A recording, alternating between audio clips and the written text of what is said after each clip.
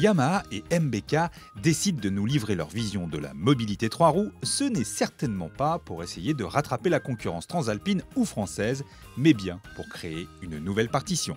Le Tricity de Yamaha, triptyque chez MBK, est prêt à envahir les villes de Paris à Tokyo. Plutôt que d'aller sur des terrains connus, Yamaha crée le premier segment sérieux de scooter 3 roues 125 cm3. Le scooter à grande roue est peu répandu dans nos contrées, mais c'est un best-seller dans le reste du monde et particulièrement en Asie. Pour mieux l'appréhender, nous avons pu parcourir les artères d'Amsterdam. La première surprise vient de la légèreté de l'engin. Outre son poids de seulement 152 kg, la structure conçue par Kazuhisa Takano, auparavant attaché au développement de MotoGP Yamamoto, lui confère une répartition des charges qui facilite notamment les manœuvres à l'arrêt. La béquille latérale avec le coupe-moteur intégré permet de gérer les arrêts rapides très facilement. La mise sur béquille centrale s'effectuerait presque avec 2 doigts. Le tableau de bord, entièrement LCD, est simple mais efficace et la lecture des informations est aisée. En termes de rangement, il faudra se contenter d'un espace sous la selle qui ne pourra pas accueillir autre chose qu'un casque.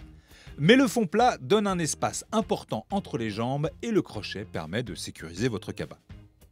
Mais ce qui fait vraiment la force de ce Tricity, c'est sa conduite, grâce à son nouveau mécanisme multi-essieu directeur LMW. Dissimulé derrière le carénage avant, la géométrie de cet essieu permet au conducteur d'incliner le Tricity dans les virages de la même manière qu'un scooter classique à 2 roues. Un parallélogramme relie les fourches à la colonne de direction du châssis. Lorsque l'on négocie un virage, les roues s'inclinent tout en restant parallèles. Le système de suspension fonctionne indépendamment sur chaque roue avant, ce qui permet au Tricity d'absorber littéralement les petits obstacles de la rue. Trottoir, rails de tramway ou pavés, l'impression de sécurité et de confort est permanente.